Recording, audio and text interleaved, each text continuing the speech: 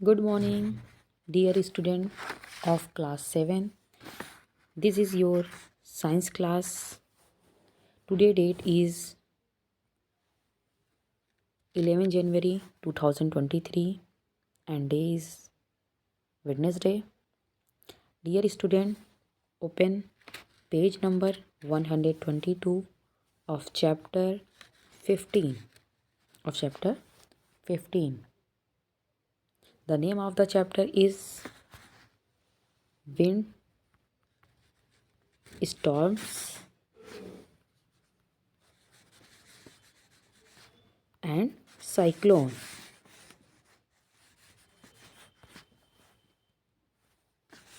Today we will going to start our new topic, land gales of chapter 15.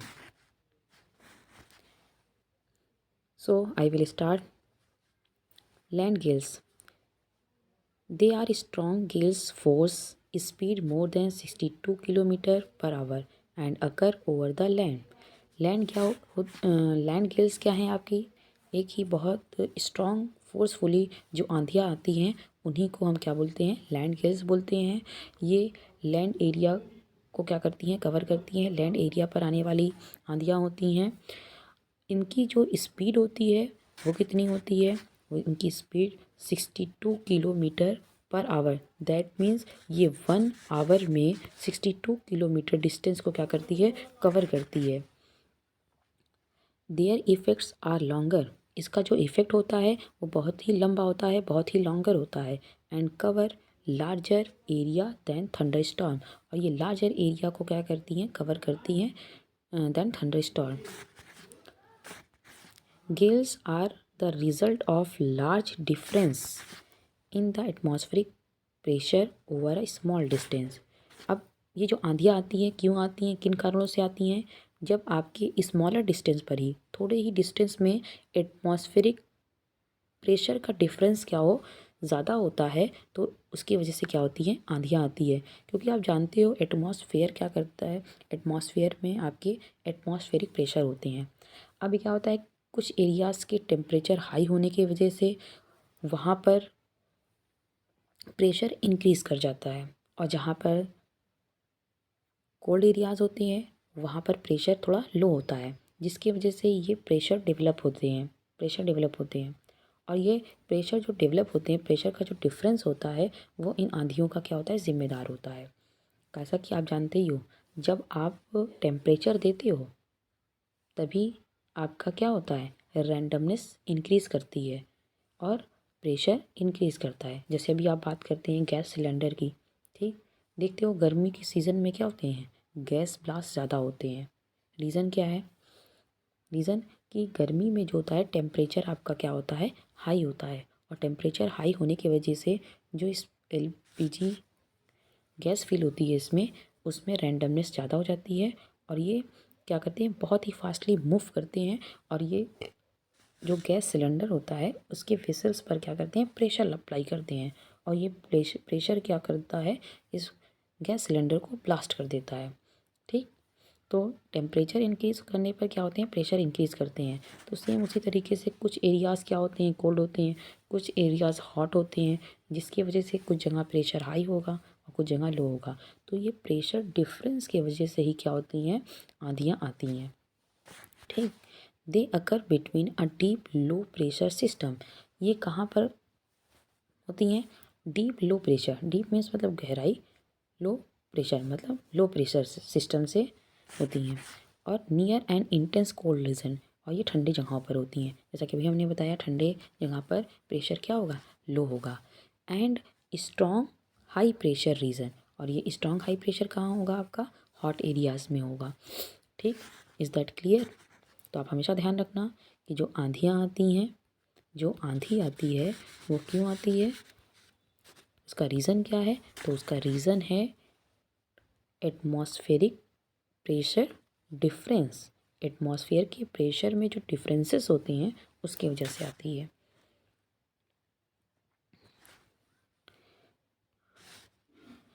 Now dangers of thunder storm. Thunder storm के क्या dangers हैं? इसके बारे में हम पढ़ते हैं। तो फर्स्ट पॉइंट क्या कहता है? फर्स्ट पॉइंट आपका क्या कहता है? They cause lots of destruction. Thunderstorm की वजह से क्या होते हैं? बहुत ही ज़्यादा क्षति होती है। सेकेंड पॉइंट, दे डैमेज, बहुत ज़्यादा, जानती हो जब आंधियाँ आती हैं, आंधी तूफान आते हैं तो बहुत ही ज़्यादा क्या होते हैं? आसपास के एरिया डैमेज हो जाते हैं। Uproot trees and electric poles. आपने ये भी देखा होगा कि जब बहुत तेज़ आंधियाँ आती हैं तो पेड़ क्या होते? पेड़ उखड़ जाते हैं। जो बिजली के खंभे होते हैं वो भी उखड़ जाते हैं। Is that clear? Third point, they lead to blowing off the roofs. ये क्या करती हैं? जब बहुत तेज़ आंधियाँ आती हैं तो जो छोटे मोटे घरों की छतें होती हैं ये उनको भी क्या कर देते हैं? उखाड़ देते हैं और उजाड़ देते हैं। They can form hail stones. और ये क्या बनाते हैं? इनसे आंधियों की वजह से क्या बनते हैं? ओले बनते हैं। ओला, ओला सुने होंगे आप, ओला। तो ये क्या करते हैं? इनकी वजह से ओले बनते हैं। Fifth point, they are usually associated with strong winds and heavy rain. इनसे और क्या जुड़ा होता है? तेज़ हवाएं और बहुत ही हैवी क्या होती है? बारिश होती है। ठीक है, बहुत ज़्यादा बारिश और बहुत स्ट्रॉन्ग, बहुत तेज़ हवा क्या होती है? से जुड़ी होती हैं। और ज़्यादा बारिश से आप जानते ही हो कि अचानक से क्या हो जाते हैं? बाढ़ आ जाती है। यहाँ लिखा है ना, heavy rains cause flash flood. तो भारी बारिश से क्या हो जाते हैं? अचानक से बाढ़ आ जाती है। Six point, severe thunderstorms lead to downwards dragging of rain and hail. देखिए, जो सीवियर थंडर स्टॉर्म होता है, मतलब जो गंभीर थंडर स्टॉर्म होता है, वो क्या करता है? बारिश को और ओले को नीचे की तरफ, धरती की तरफ क्या करता है? खींचता है। And strong rush of wind, जो तेज़ हवा का झोंका होता है वो क्या प्रोड्यूस करता है? Producing a cool wind gust that can cause damage. तो ये जो तेज़ हवा का जो झोंका होता है वो क्या जो तेज़ हवाएं होती हैं वो क्या प्रोड्यूस करती हैं? ठंडी हवाओं के झोंकों को क्या करती हैं? प्रोड्यूस करती हैं। ठीक। And that can cause damage. और इससे क्या होते हैं? काफ़ी सारे डैमेज होते हैं। Is that clear? इस पॉइंट को फिर से आप सुन लीजिए। देखिए, जो गंभीर थंडर स्टॉर्म होते हैं वो बारिश को और ओले को क्या करते हैं? धरती की तरफ खींचते हैं, नीचे की तरफ। और जो तेज़ हवा होती है वो ठंडी हवाओं की झोंकों को क्या करती है? प्रोड्यूस करती है, जिससे काफ़ी सारे डैमेज होते हैं। Is that clear? Now if a storm, अब यहाँ पर क्या कह रहा है? देखिए ये point, if a storm is accompanied by lightning we should take following precaution. अगर आपका स्टॉर्म, दैट मीन्स अगर आंधियों के साथ क्या है? लाइटनिंग भी जुड़ी हुई है, मतलब आंधी के साथ साथ क्या आ रही है? बिजली भी कड़क रही है, आकाशीय बिजली भी कड़कती है। तो हमें क्या क्या प्रिकॉशन रखने चाहिए? उसके कुछ यहाँ पॉइंट्स दिए हैं, उसको हम यहाँ डिस्कस करेंगे। First point, do not take shelter under a tree as it can be uprooted due to rain and strong winds. Take shelter under a small tree. यहाँ पर ये पॉइंट ये कह रहा है कि आपको लंबे लंबे बड़े बड़े ट्री के नीचे जो है आश्रय नहीं लेना चाहिए, मतलब अपना घर नहीं बनाना चाहिए। जैसे आप सफ़र पे हो तो कहीं पेड़ के नीचे नहीं ठहरना चाहिए, कोई आश्रय नहीं बनाना चाहिए। क्योंकि जब तेज़ हवाएं आंधियाँ चलती हैं तो वो पेड़ों को क्या कर देती हैं? उखाड़ देती हैं। ठीक है, इसलिए आपको जब भी आप शेल्टर बनाओ तो स्मॉल ट्री के नीचे बनाओ, under the small tree. Second point, do not lie on the ground. आपको ग्राउंड पर नहीं रहना चाहिए। Third point, do not take shelter under an umbrella with a metallic end. आपको मेटेलिक इंड वाले अम्ब्रेले के नीचे भी आश्रय नहीं लेना चाहिए। ठीक, आपके कुछ अम्ब्रेलाज ऐसे होते हैं जिसकी रॉड क्या होती है? मेटेलिक होती है। तो आपका अगर कोई ऐसा अम्ब्रेला है जिसके इन पॉइंट क्या हो? मेटेलिक हो, रॉड मेटेलिक हो, तो उसके नीचे भी आपको आश्रय नहीं लेना चाहिए। Fourth point, secure Windows and stay away from them. Window को सिक्योर करना चाहिए और उससे दूर रहना चाहिए। फिफ्थ पॉइंट, अ कार और uh bus is safe place to take shelter. जो कार होती है और जो बस होती है वो आपके लिए क्या है, सेफ शेल्टर है। जैसा कि हमने आपको क्लास में बताया था कि अगर आप शेल्टर लेना चाहते हो, अगर आप आश्रय लेना भी चाहते हो तो आप अपने कार या फिर बस में ले सकते हो, लेकिन आपको एक पॉइंट को ध्यान रखना होगा, विंडो ग्लास को क्लोज कर देना होगा। ठीक। 6 point, avoid anything that may be conducting electricity. आपको उन सभी चीज़ों को अवॉइड करना चाहिए जो इलेक्ट्रिसिटी को क्या करते हो, कंडक्ट करते हो।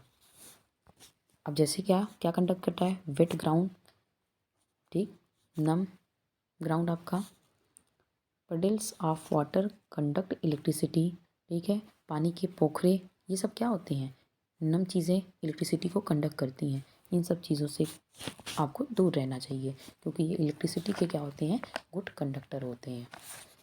ये पॉइंट आपको क्लियर होगी। चलिए नेक्स्ट पॉइंट पर आते हैं।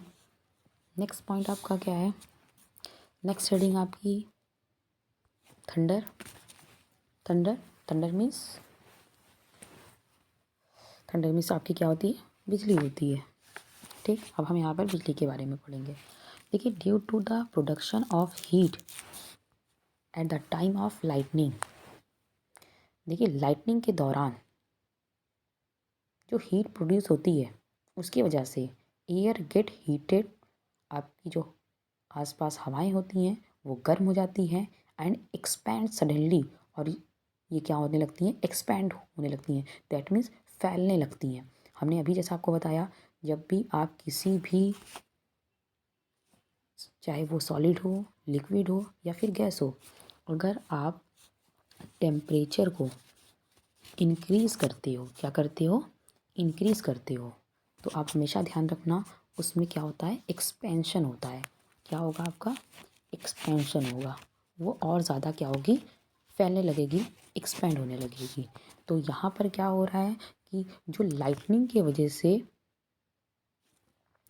हीट जो जनरेट होती है, प्रोड्यूस होती है, उसकी वजह से आसपास की हवाएं क्या हो जाती हैं, गर्म हो जाती हैं और वो बहुत ही तेज़ी के साथ अचानक क्या होती हैं, फैलने लगती हैं। ठीक। Temperature of approximately 30 degree Celsius. जैसा कि हमने आपको बताया था, लाइटनिंग के दौरान जो होती है वो टेम्परेचर रेंज क्या होता है, 30,000 डिग्री सेल्सियस, जो कि बहुत ही हाई टेम्परेचर है। और इतना टेम्परेचर होने की वजह से आसपास की हवाएं क्या हो जाती हैं, वो एक्सपेंड करने लगती हैं, उनमें रैंडमनेस बहुत ज़्यादा हो जाते हैं। This rapid heating followed by very rapid cooling of air produce a shock wave. अब क्या होता है, ये अचानक से जो क्या होते हैं, टेम्परेचर इंक्रीज़ करते हैं और उसी के तुरंत बाद अचानक से टेम्परेचर डिक्रीज़ करते हैं, क्योंकि ये जो लाइटनिंग होती है वो फ्लो करती है ऊपर से नीचे की तरफ, टॉप टू इस तरह से बॉटम फ्लो करती है। तो जैसे हीटिंग, जो अचानक से हीटिंग क्या होती है, इंक्रीज़ करती है, फिर उसी तुरंत बाद क्या है, अचानक से क्या है, टेम्परेचर डिक्रीज़ करता है।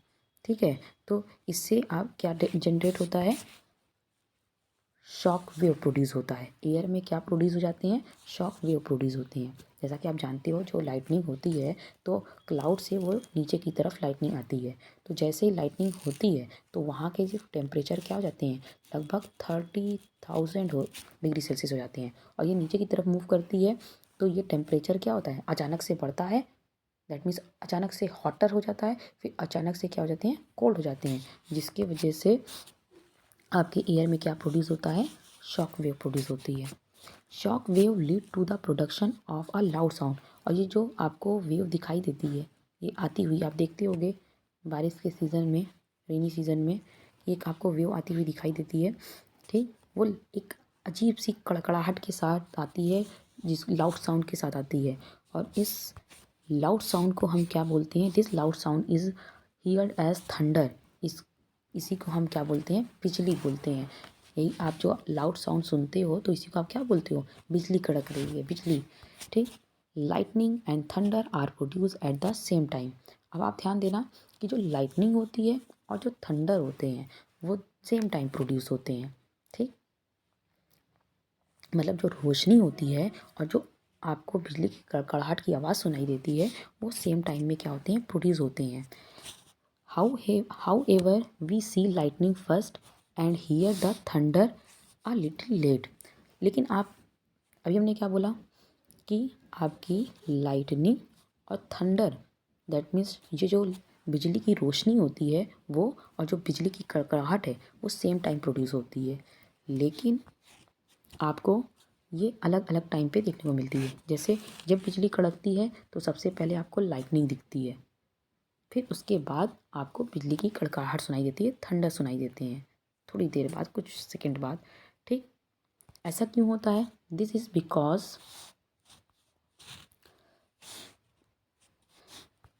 Because light travel at very high rate of 3 lakh kilometre per hour. क्योंकि जो लाइट के ट्रेवल करने की स्पीड है वो बहुत ही फास्ट है। कितनी है? 3 लाख किलोमीटर पर सेकेंड, मतलब वो एक सेकेंड में 3 लाख किलोमीटर क्या करती है, स्पीड को ट्रेवल कर लेती है। 3 लाख किलोमीटर वो 1 सेकेंड में क्या करती है, कवर करती है। How ever sound travel at a much slower speed. जबकि आपका साउंड जो होता है उसकी स्पीड क्या होती है, कम होती है।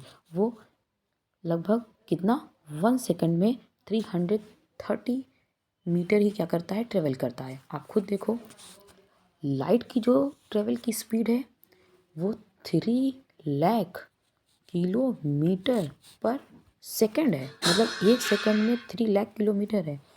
और वहीं आपकी साउंड की जो स्पीड है वो सिर्फ 330 मीटर है। मीटर में समझते हो आप, पर सेकंड, मतलब 1 सेकंड में 330 मीटर ही ट्रेवल करता है।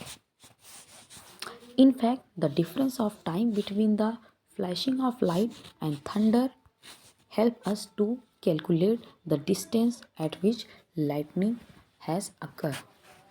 ये डिफरेंस से ही हम क्या अंदाज़ा लगा सकते हैं, जो lightning, in fact difference of time between flashing of light and thunder, जो लाइट के फ्लैश और बिजली की जो कड़कड़ाहट होती है उनके टाइम डिफरेंस की हेल्प से ही हम ये कैलकुलेट कर लेते हैं कि लाइटनिंग कितनी डिस्टेंस पर क्या हो रही है, जनरेट हो रही है। मतलब ये लाइटनिंग कहाँ से, क्लाउड में किस पोजीशन से लाइटनिंग प्रोड्यूस हुई है, ये हम किसके थ्रू कैलकुलेट कर लेते हैं, ये हम जो है टाइम डिफरेंस से कैलकुलेट कर लेते हैं कि आपकी जो लाइट फ्लैश हुई है उसकी टाइमिंग और जो आपकी बिजली की कड़कड़ाहट की आवाज़ है उसकी टाइमिंग, उनके टाइम डिफरेंस से हम क्या पता कर लेते हैं कि आपकी बिजली कहाँ से जनरेट हुई, कितनी डिस्टेंस से वो जनरेट हुई, इसको हम कैलकुलेट करते हैं।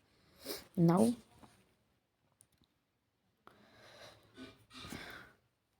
Your class is over today.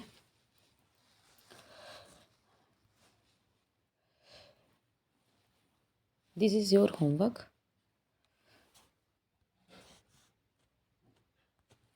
This is your homework, knowledge check. आप सभी ये क्वेश्चन को अपनी साइंस की फेयर नोट्स में राइट डाउन करोगे और इसके आंसर को भी राइट डाउन करोगे और आप अपना आंसर मुझे मेरे नंबर पर सेंड कर सकते हो, चेक करवा सकते हो। तो ये आज आपका होमवर्क है, page number 122। Thank you, class. Your class is over now.